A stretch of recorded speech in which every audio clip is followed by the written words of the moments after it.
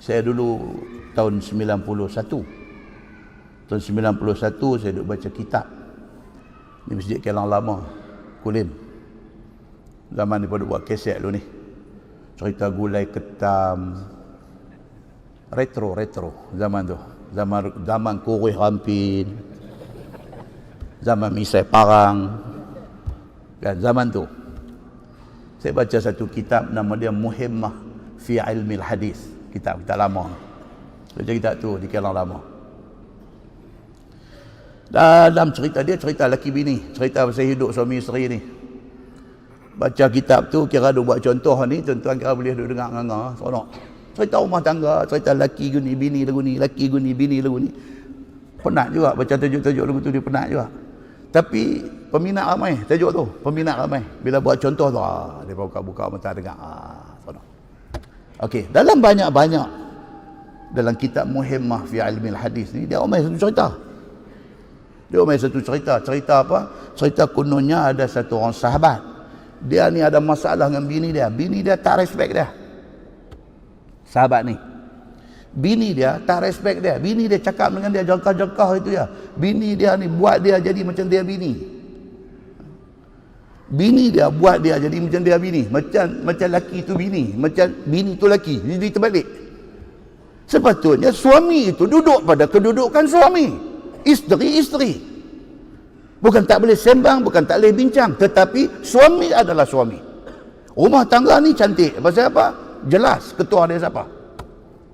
Sahabat ni saja masalah dia terbalik. Bini dia duk bully dia. Dia pergi rumah Sayyidina Umar nak mengadu. Pasal masa tu Sayyidina Umar bin Al-Khattab radhiyallahu an, dia khalifah, dia Amirul Mukminin. Sampai dekat dengan rumah Sayyidina Umar, kononnya, kita sebut perkataan apa? Kononnya, cerita tu. Dan cerita tu ada dalam kitab yang saya baca.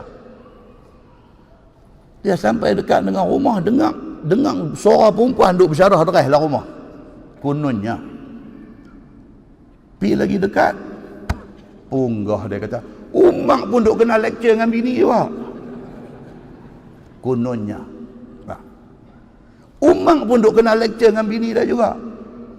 Dia pun kata kalau dulu ni tak payah jumpa lah, serupa macam aku. Dia pun, aku duk kenal dengan bini di rumah, main nak tanya dia nampak cengeng, nampak hebat, nampak haibah. Rupanya di rumah bini duk masak tomeh dia. Baik, persoalannya, betul ke cerita tu?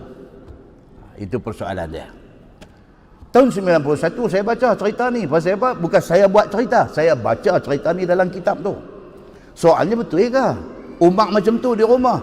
Takkan Sayyidina Umar tak tahu kedudukan dia sebagai suami? Umar yang garang, yang apa? Tadi kita duk baca hadis-hadis cerita macam mana orang punya respect dia, macam mana Ibnu Abbas setahun duk bertagak nak pergi jumpa dia. Takkan Sayyidina Umar yang hadis-hadis sahih menceritakan Umar macam tu berwibawa, tiba-tiba Umar tu di rumah dia jadi macam ni? Adakah macam tu? Tapi orang hari ni kata apa? Ni cerita ni ada dalam kitab ni.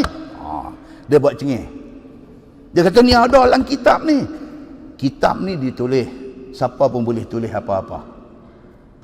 Dalam Islam dia bukan kira dalam kitab, dia kira yang ditulis di dalam kitab itu sumbernya sahih ataupun tidak. Itu cerita dia, itu yang saya nak bawa main. Itu cerita dia. Okey. Bila orang cek balik, rupa-rupanya cerita kata Umar kena lecture dengan bini ni bukan di dalam Muhimmah fi Ilmil Hadis saya baca di Kelang Lama tu saja. Rupanya ada di dalam kitab-kitab lain. Di antaranya kitab yang ditulis oleh Syekh Sulaiman bin Muhammad Al-Bujairami. Dia tulis di dalam kitab dia Hasyiah Al-Bujairami. Ada bawa kisah ni. Kisah Sayyidina Umar kena lecture dengan bini.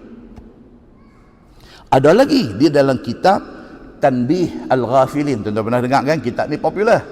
Tanbih Al-Ghafilin yang ditulis oleh Abu Laith As-Samarkhandi. Cerita tu, cerita Umar kononnya duk kena torture dengan bini di rumah. Ada lagi di dalam kitab Az-Zawajir yang ditulis oleh Ibnu Hajar Al-Haythami. Tapi tiga-tiga kitab ni membawa cerita Sayyidina Umar yang nampak mengaibkan ini, tidak mengemukakan sanad-sanad yang boleh dipegang. Melainkan mereka bawa cerita kata waqilah, dan dikatakan. Sayyidina Umar pun macam tu. Cerita-cerita yang bersumber kepada dan dikatakan ini tidak kuat. Apatah lagi apabila dia menceritakan aib pada seorang tokoh besar sahabat Nabi seperti Sayyidina Umar bin Al-Khattab radhiyallahu an. Tuan nampak tak benda ni? Benda ni kita nak kena jaga. So hujah nak tumbuk meja, nak kata dalam kitab ni, nanti saya dulu. Apa kitab tu tulis? Hadis dia sahih ke tidak ke? Semua tu nak kena tengok balik. Itu sebab tuan-tuan, universiti apa di Kuala Ketir ni? Uni apa? Uni Syams dia panggil. Insaniah dulu kan. Uni Syam ni. Dia ambil inisiatif. Dia ambil satu inisiatif. Kitab saya duk baca di Pematang Buluh di Taman Brown, kitab tafsir Nurul Ihsan tu. Uni Syams ambil inisiatif depa tahqiq kitab itu. Kitab tu ada 4 jilid. 1, 2, 3, 4. 30 juzuk Quran punya tafsir ada dalam 4 jilid ni. Uni Syams mengambil inisiatif. Saya kata elok depa ambil. Pasal kitab tu ditulis oleh ulama Kedah. Universiti di Kedah mengambil inisiatif. Depa cek balik word by word, harfan bi harfin. Mana-mana riwayat yang dibawa di dalam kitab tafsir Nurul Ihsan itu ditahqiq balik, dicek balik, betul ke ini hadis sahih ataupun palsu ataupun lemah ataupun sangat lemah dan sebagainya. Depa cek balik, depa hasilkan edisi apa? Tahqiq Nurul Ihsan. Masya-Allah, satu usaha yang sangat dipuji. Kalau tidak kita duk baca, bila mai hak jenis kita pun bergoyang bila baca, kita naik cuak, naik takut biar betul benda ni. Pada ilmu sikit yang ada kat kita ni, kita cuba cari tak jumpa punca. Ini Uni Syams ambil inisiatif, depa cek balik tiap-tiap cerita, riwayat, dalil, hadis yang dibawa di dalam tafsir Nurul Ihsan, ditahqiq balik dan depa keluar edisi tahqiq tafsir Nurul Ihsan. Muslimin dan muslimat yang dirahmati Allah sekalian. Jadi samalah dengan cerita yang kita baca dalam mukadimah kita ni. Sayyidina Umar yang sumber-sumber sahih menceritakan hebat dan wibawa dia ni, tiba-tiba dia dicederakan dengan satu cerita yang macam ni, yang mengaibkan dia, seolah-olah dia ni kena queen control di rumah dia.